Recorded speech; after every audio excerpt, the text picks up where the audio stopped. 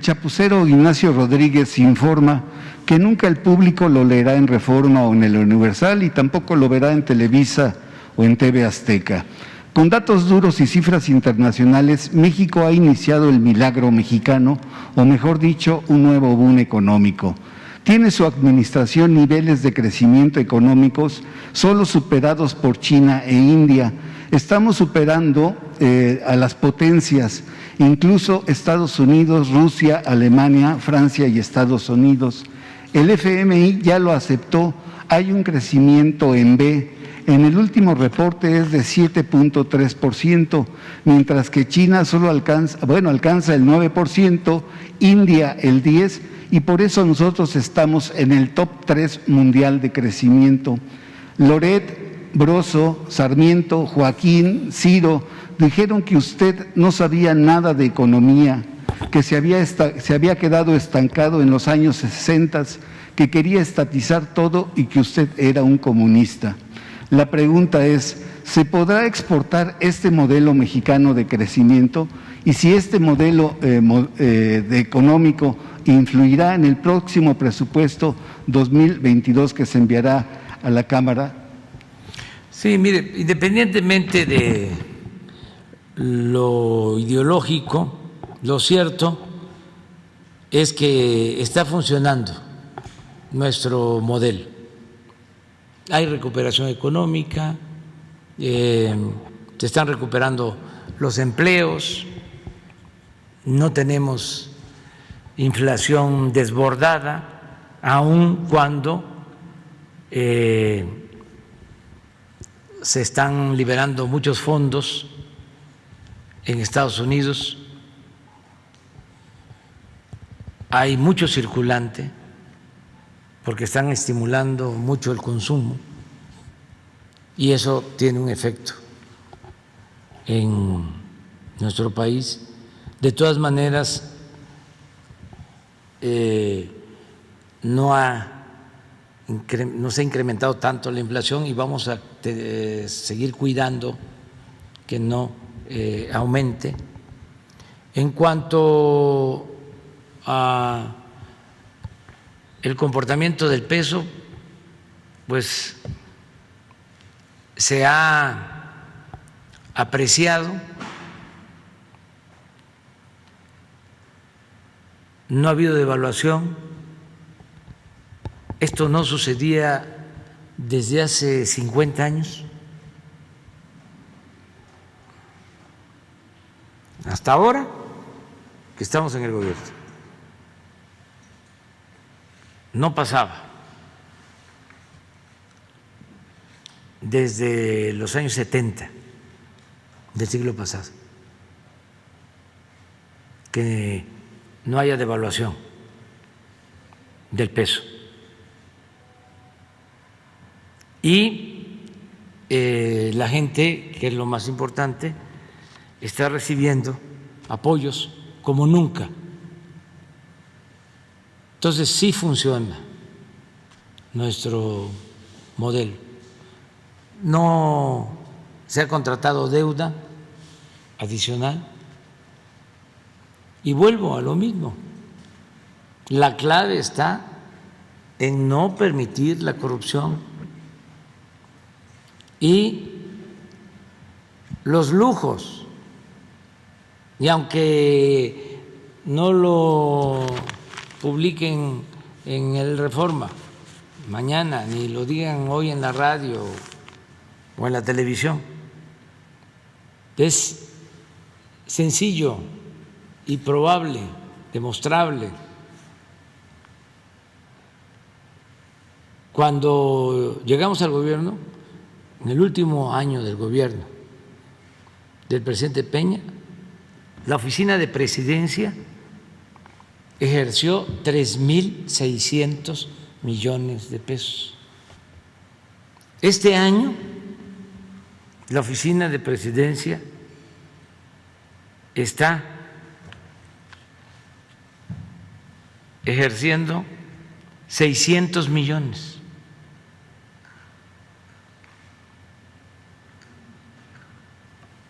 $3,000 millones menos. y no se ha demeritado la oficina de presidencia, pero así en general. Entonces, sí ayuda mucho la austeridad, que repito, no es un asunto administrativo, es un asunto de principios.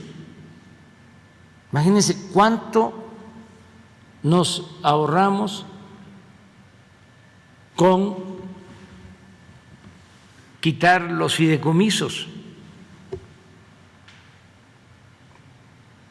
Cientos de fideicomisos. Entonces, sí funciona nuestro modelo y esperemos que continúe así. ¿Y va a influir en el presupuesto del 2022? Sí, porque tenemos garantizado el que no va a faltar el dinero para pagar a los trabajadores al servicio del Estado, para pagar a los médicos, para pagar a las enfermeras, para que haya medicinas gratuitas,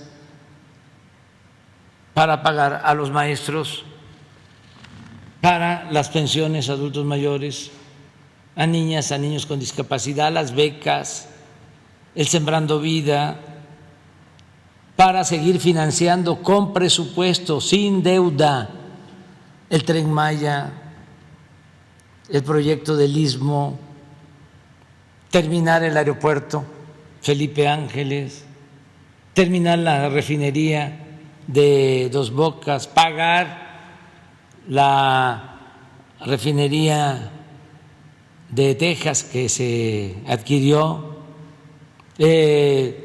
terminar la planta de coquizadora de Tula,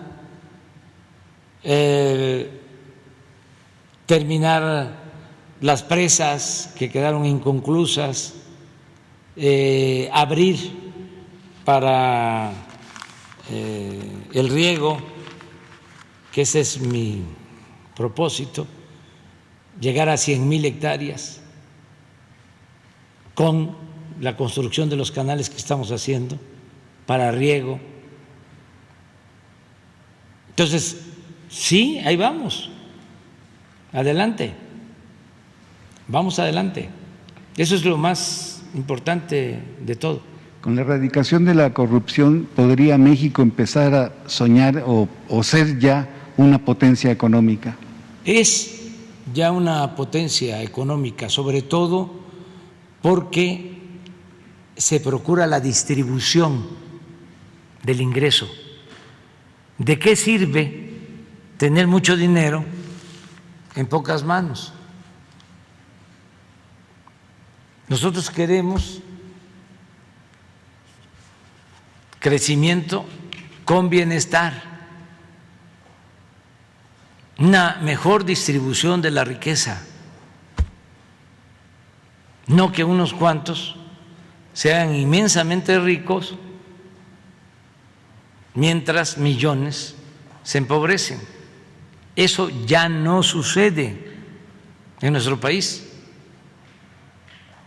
Antes los potentados, piensen en una empresa grande, famosa, en un banco, pues en esa empresa, en ese banco que están pensando, ese banco, esa empresa, no pagaba impuestos,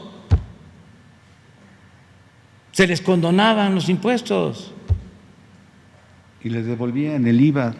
Pagaban impuestos los campesinos, los obreros, los profesionales,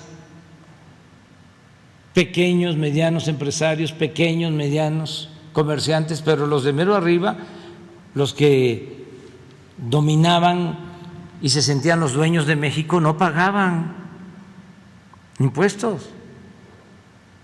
Es increíble, el impuesto sobre la renta lo pagan más los trabajadores que los de mero arriba,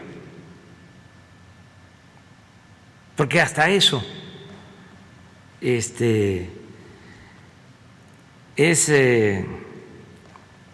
falso, el que nos han hecho creer ese pensamiento conservador de que los que pagan impuestos, ¿sí?, son los de arriba y el pueblo no paga impuesto. Están en un error. Paga más impuestos la mayoría de los mexicanos que las minorías. Y lo puedo probar. ¿Se acuerdan cuando uno que fue director de este periódico, después de la elección en la Ciudad de México, dividió el territorio de la ciudad y puso dos leyendas? Aquí están los que pagamos impuestos, aquí están los que reciben subsidios, las demarcaciones o delegaciones pobres o de clase media eran los que no pagaban y nada más recibían subsidio. Y acá están los que pagamos impuestos. Pues claro, el que lee este periódico así piensa, aunque no sea cierto, porque no es cierto.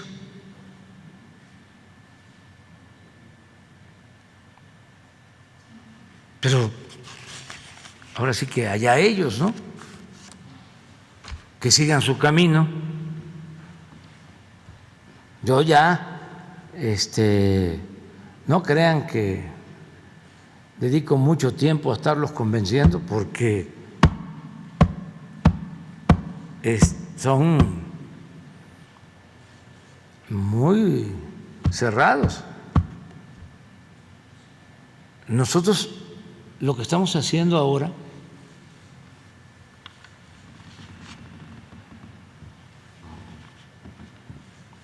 es buscando convencer, persuadir, educar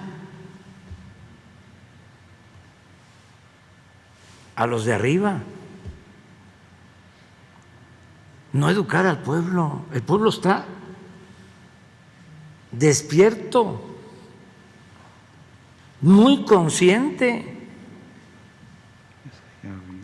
es arriba, que hay que, si no educar, reeducar, humanizarlos.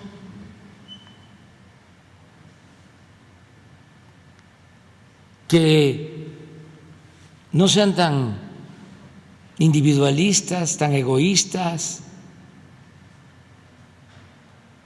que no tengan como Dios al dinero, aunque vayan a la iglesia y se confiesen y comulguen, pero que saliendo de los templos violan los mandamientos. Pero ese es el proceso. Hay muchos que durante tanto tiempo de predominio de la corrupción pensaron de que era normal.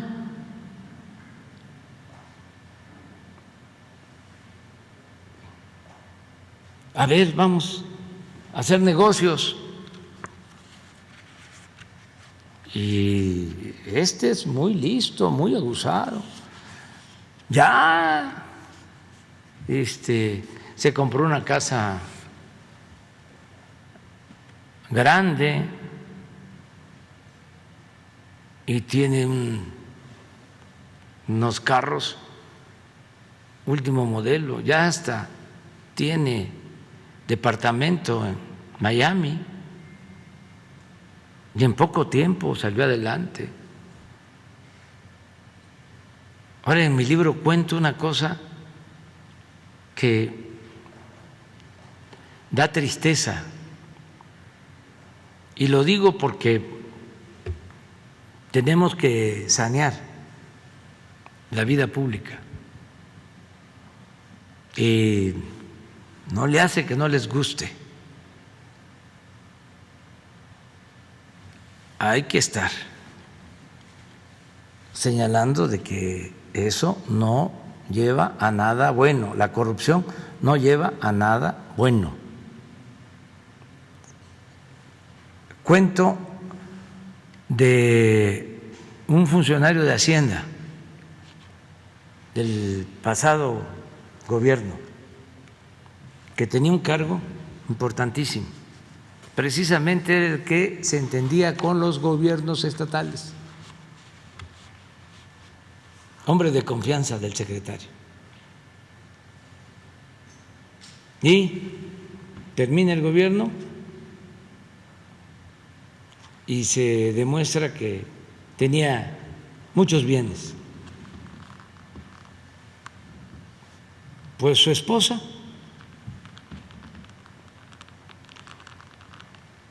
se pone de acuerdo con su ayudante, un marino, para asesinarlo y quedarse con la herencia. Pero como si lo asesinaban, podían reclamar la herencia a la mamá del funcionario y los hermanos,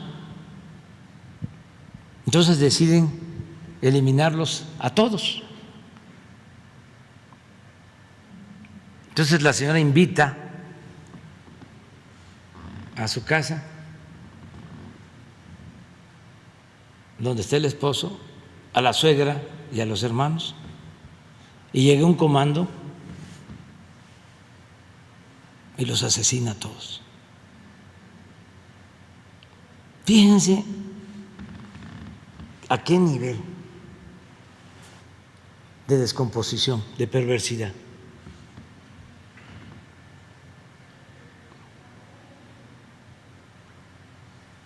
Se detuvo a la señora, se hizo la investigación, el marino está prófugo. ¿Eso es lo que queremos? ¿Eso es lo que defienden? ¿Regresar a eso? No. No. Hay que estigmatizar la corrupción, porque esa ambición enfermiza por lo material lleva a cometer horrores.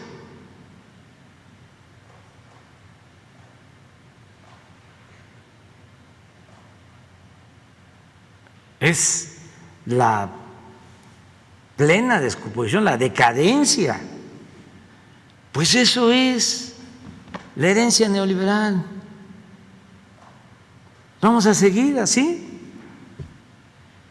poniendo por delante el dinero, la ambición, el lujo barato, el aspiracionismo. No, vamos pensando en formar una clase media con ingresos, pero con humanismo, con sentimientos, con amor al prójimo, no una clase media egoísta, clasista, racista. A veces son peores que los que tienen más dinero, aunque vengan de abajo, se vuelven ladinos y ya de la noche a la mañana son racistas.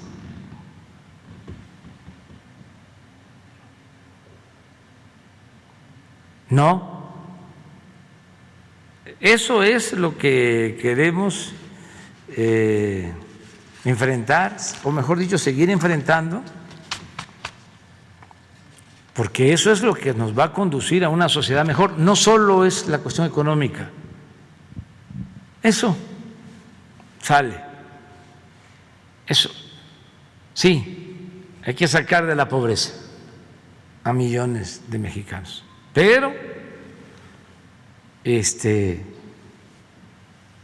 procurar que sean buenos ciudadanos, fraternos, solidarios, que practiquen el principio del amor al prójimo para tener una sociedad mejor. Eso no les gusta. Bueno, a los intelectuales orgánicos les molesta muchísimo, porque pues ellos ya tienen tiempo, ya tienen mucho tiempo que no piensan en estas cosas. Nosotros tenemos que llevar a cabo una renovación moral. Tenemos que purificar la vida pública. Eso es lo más importante, fortalecer los valores culturales, morales, espirituales y enfrentar el egoísmo, el materialismo,